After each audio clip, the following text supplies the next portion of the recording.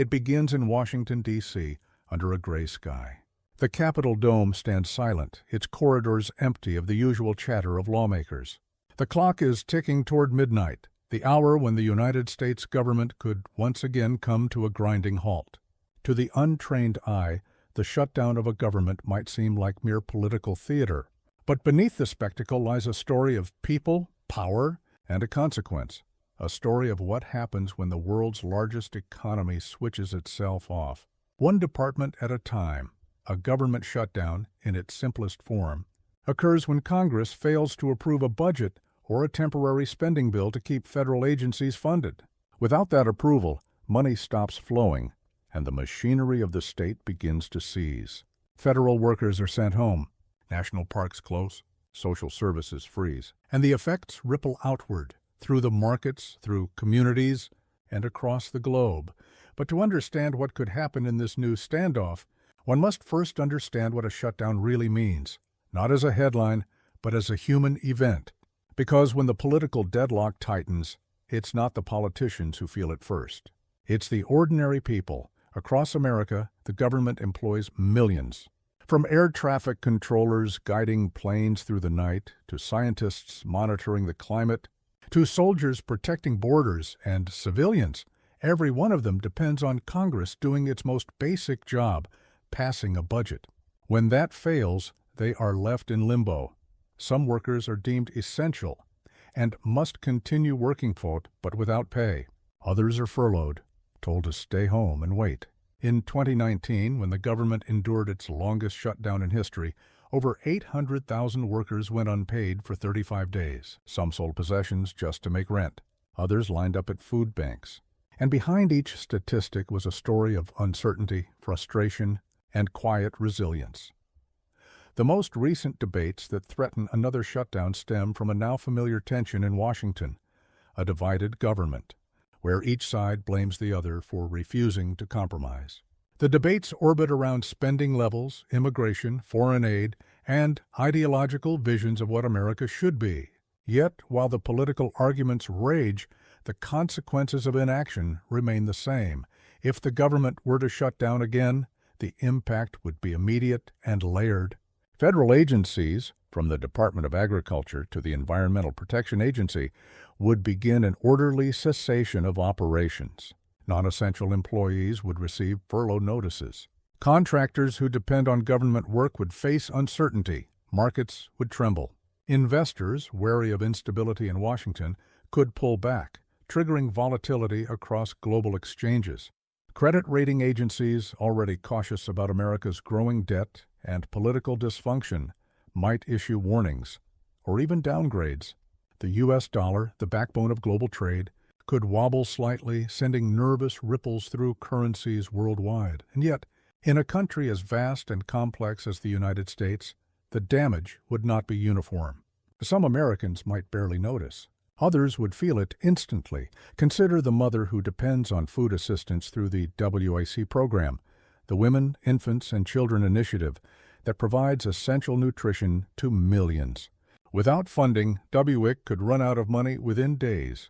Families would face empty grocery carts, not because the food isn't there, but because the system that delivers it has been paused, or the small business owner waiting for a federal loan approval to expand operations, a process frozen by furloughs, or the traveler standing in line at an airport, unaware that the TSA agents checking luggage haven't received a paycheck in weeks.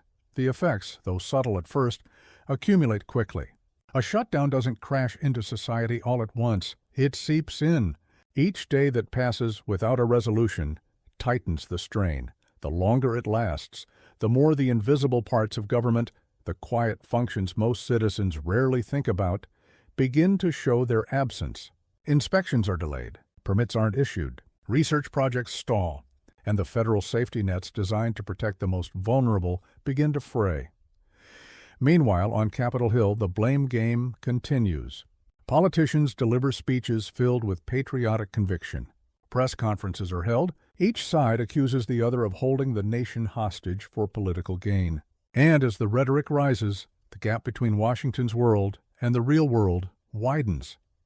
In every shutdown, There comes a moment when America's image as a symbol of global stability and governance flickers. To the outside world, the sight of the United States struggling to fund its own government sends a message that goes far beyond domestic politics. Allies watch nervously. Rivals quietly take note. The shutdown becomes not just a budgetary issue, but a geopolitical signal. For countries that depend on U.S. leadership in defense, diplomacy, and development, a shutdown means paralysis. Ambassadors are left waiting for approvals. Aid projects stall. Defense coordination slows. The perception of dysfunction becomes a weapon in itself, wielded by nations eager to question American reliability. Inside the country, frustration grows. For many citizens, the shutdown serves as proof of a deeper malaise, a political system more invested in point scoring than problem solving. Surveys consistently show that trust in government plummets during these periods, reinforcing a cycle of cynicism that only makes future compromises harder to achieve. Yet, despite all this, shutdowns have become almost routine, symptoms of a deeper fracture in America's democratic machinery. Since the 1980s, there have been more than 20 government shutdowns or funding gaps of varying duration. Each one has carried the same ingredients: partisan division, brinkmanship, and public exhaustion. So, what could happen this time if the government shuts down again? The answer depends on duration: days, weeks, or months. In the first few days, the disruption would be largely administrative. Offices would close. Paychecks would pause. Tourists would find national parks shuttered. But as the days stretch into weeks, the effects deepen. Federal courts would begin to slow their proceedings as funding for clerks and staff dwindles. Immigration hearings would face massive backlogs. The IRS, already under strain, would suspend most of its operations, delaying refunds, audits, and tax processing for millions of Americans. And then there are the hidden costs, the ones not easily measured in dollars. Morale among civil servants, already battered by years of political whiplash, would erode further. Talented professionals might choose to leave public service altogether, seeking stability elsewhere. The cumulative effect would be a quieter but more enduring consequence, a weakening of the very institutions that make governance possible. From a financial standpoint, every shutdown has a measurable price. The Congressional Budget Office estimates that the 2019 shutdown cost the U.S. economy over $11 billion, with about $3 billion permanently lost. Consumer confidence dipped. Business investment slowed. The ripple effects lingered long after the government reopened. But beyond the numbers, there's a deeper irony. The shutdown, often justified as a fight over fiscal responsibility, ends up costing the country more, both economically and socially. It's a self-inflicted wound, driven by politics but paid for by citizens. The roots of this recurring crisis lie in polarization, a word that now defines much of American politics. Compromise, once seen as the cornerstone of governance, has become a sign of weakness. Lawmakers are rewarded more for defiance than dialogue. The shutdown, therefore, isn't merely a budgeting problem. It's a symptom of a democracy struggling to reconcile its ideals with its divisions. As the crisis unfolds, cameras capture the visual language of dysfunction: closed signs on federal buildings, locked gates at national parks, and protests by unpaid workers outside the Capitol. The imagery becomes a mirror of a nation wrestling with itself. For journalists and historians, the shutdowns of the modern era form a timeline of political breakdown, from 1995 under President Clinton, to 2013 under Obama, to 2018-2019 under Trump. Each episode tells the same story, of two sides entrenched, unwilling to yield, and a nation caught in between. But this time, the stakes might be higher. Inflation remains a global concern. The U.S. debt ceiling debate has only recently been diffused. And with international crises brewing, from Eastern Europe to the Middle East, a prolonged U.S. shutdown would echo far beyond its borders. At home, the human cost would mount. From soldiers awaiting paychecks to parents awaiting child care assistance, the shutdown would seep into the ordinary rhythms of American life. It would test patience, strain relationships, and deepen a sense of uncertainty that already shadows the post-pandemic world. Yet even in the gloom, there would be stories of endurance, of communities stepping in where the state has paused, of neighbors helping neighbors, of resilience amid dysfunction. These moments, small but significant, would remind the world that even when its government falters, the spirit of the American people does not, but spirit alone cannot fund a paycheck or issue a permit or stabilize a market. Eventually pressure builds, public outrage rises, polls shift, and the political calculus begins to change. Historically, the side seen as responsible for the shutdown tends to lose in the court of public opinion. In 1995, it was the Republicans. In 2013, the same. In 2019, President Trump himself took much of the blame. This dynamic creates a powerful incentive to resolve the crisis, but only after damage has been done. In the back rooms of Capitol Hill, negotiators meet behind closed doors, searching for language that both sides can claim as victory. The same phrases appear again and again: compromise, temporary funding, continuing resolution. They sound technical, but beneath them lies a basic truth: the government cannot remain off forever, and so a deal eventually emerges. Funding is restored, workers return, back pay is issued, America resumes, but something intangible remains broken: trust. The shutdown, though ended, leaves scars on the national psyche. For many Americans, it becomes a lesson in the fragility of governance, the realization that even the most powerful nation on earth is not immune to dysfunction. For others, it reinforces cynicism, a belief that politics is no longer about service, but spectacle, and yet the world moves on. Until the next time, because that is the haunting truth of these shutdowns. They are not exceptional anymore. They have become part of a rhythm, a political ritual that repeats every few years, eroding faith in the very system it was meant to sustain. But the question that lingers, the one that defines every shutdown, remains this: what happens when dysfunction becomes the norm? The sound of silence in Washington is never truly silent. Even when offices close and corridors darken, the pulse of the nation continues, carried by those who cannot stop. The military still stands guard. Air traffic controllers still guide aircraft through storm and sky. Border Patrol agents still watch the edges of the nation. Yet even for them, paychecks vanish into delay, replaced by promises. We'll pay you later. But later does not fill a tank or buy groceries, or quiet a child asking why mom or dad still goes to work if they're not being paid. In the grand halls of the Treasury, analysts track the economy's slow pulse. Every hour of government paralysis adds friction, small at first, then heavy. Loans delayed, contracts paused. Federal spending, the lifeblood of so many communities, suddenly stilled. Economists speak of lost output, reduced confidence, and negative multipliers. But for millions, it is simpler. Worry. Worry about rent. Worry about bills. Worry about how long this one will last. Markets begin to sense it first. Wall Street dislikes uncertainty more than bad news. Traders watch C-SPAN feeds like doctors monitor vital signs. The political deadlock becomes an economic signal. Stocks dip, rebound, dip again. Behind every fluctuation lies a single question: will America govern itself or not? Then come the global echoes. In Tokyo, Frankfurt, and Nairobi, financial analysts whisper of instability. The dollar, that pillar of the global economy, trembles slightly. Bond yields rise. Investors hedge. Somewhere in Beijing, a strategist nods quietly, seeing not chaos but opportunity. For every moment that Washington stumbles, another capital gains confidence. The perception of power is as valuable as power itself. Across the Atlantic, European allies who depend on American stability to anchor their own budgets feel unease. For decades, they looked to Washington as the constant, the democracy that always eventually got it right. Now they watch a Congress arguing over the basics of governance and wonder what that means for the future. Inside America, the story unfolds in scenes. A national park ranger in Colorado locks the gates, turning away families who drove hours for a once-in-a-lifetime trip.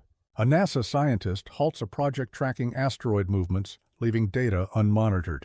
A Coast Guard officer, still patrolling the coast, visits a food pantry on her lunch break because her pay has stopped.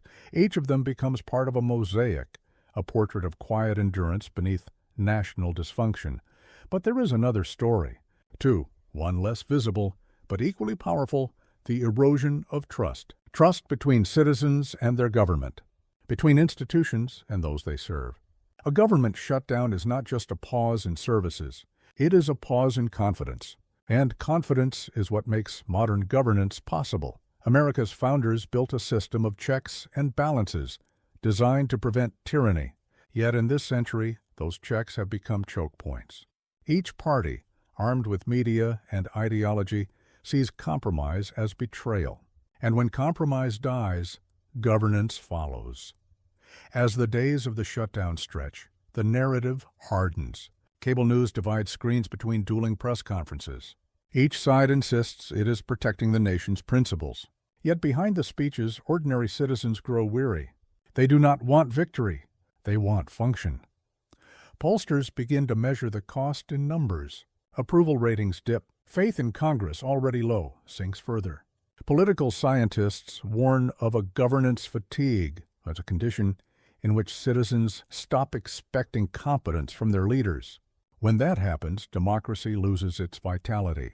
Because democracy depends not just on elections, but on belief that the system, however flawed, still works. And then, in the midst of political paralysis, unexpected consequences emerge. Cybersecurity experts warn that prolonged shutdowns could weaken the nation's digital defenses.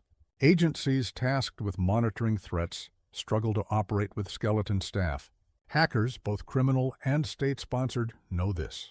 They wait for distraction. Public health officials worry about disease surveillance, flu tracking, vaccine distribution, emergency response, all slowed or suspended. In past shutdowns, flu season monitoring data went unreported for weeks. Outbreaks do not wait for budgets. Farmers, too, begin to feel it.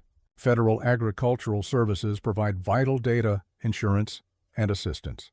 Without them, planting decisions become riskier. In rural communities already under strain, the shutdown feels not like politics in Washington, but abandonment. The pain is uneven but widespread. For some it is frustration, for others crisis. Yet through it all, life continues. The machinery of local government, of state administrations, of private citizens, keeps the country moving, even as the federal heart slows, and in that endurance lies a truth often missed.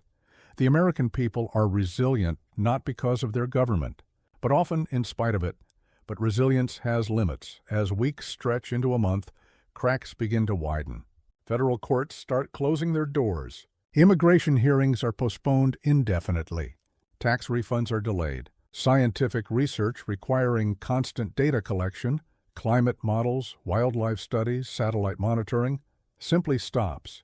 The data gap created will haunt researchers for years. Charities and churches, seeing the gap left by federal aid programs, try to step in.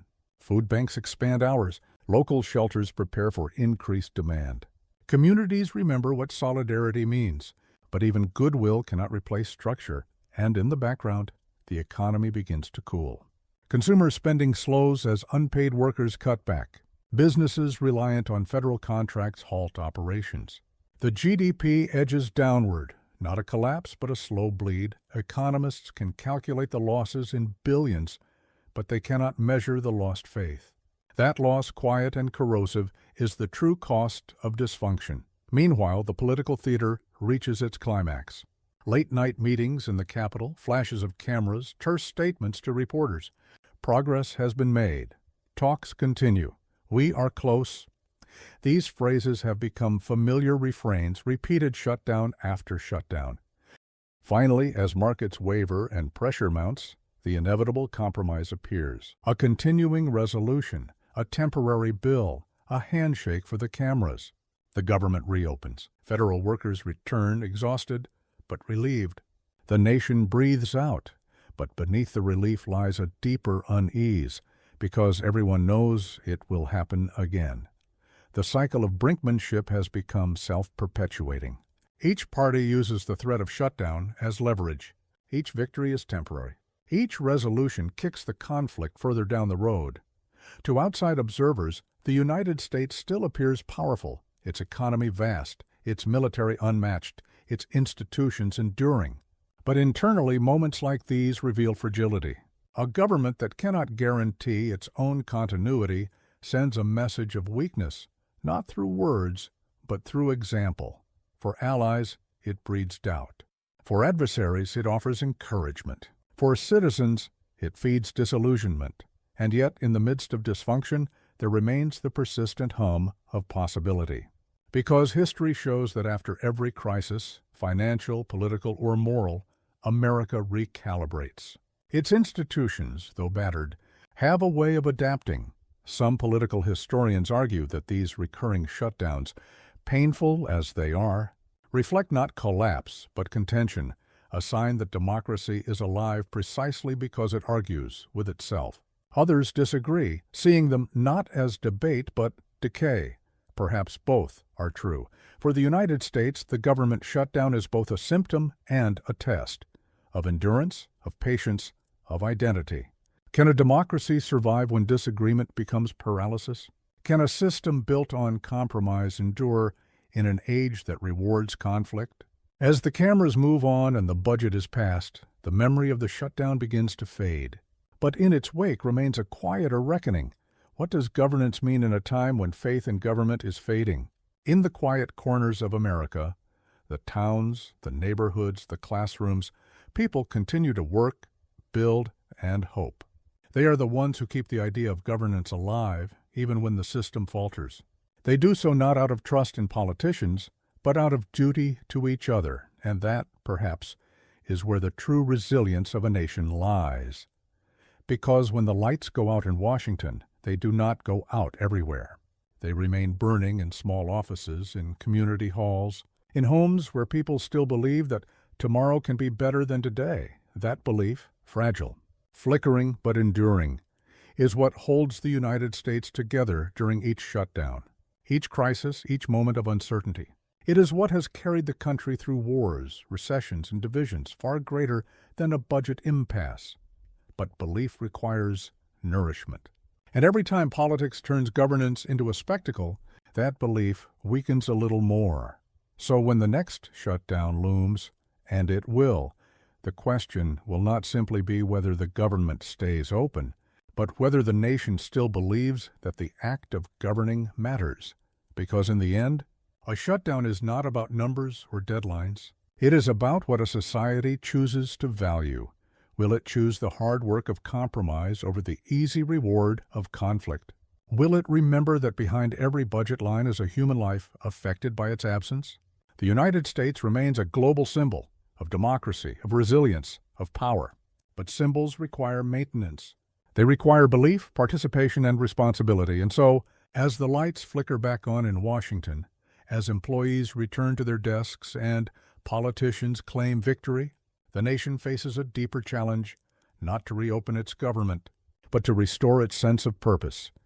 Because perhaps the greatest danger is not the shutdown itself, but the normalization of dysfunction, the quiet acceptance that this is how things are now. If that acceptance takes root, then the real shutdown begins, not of government, but of hope.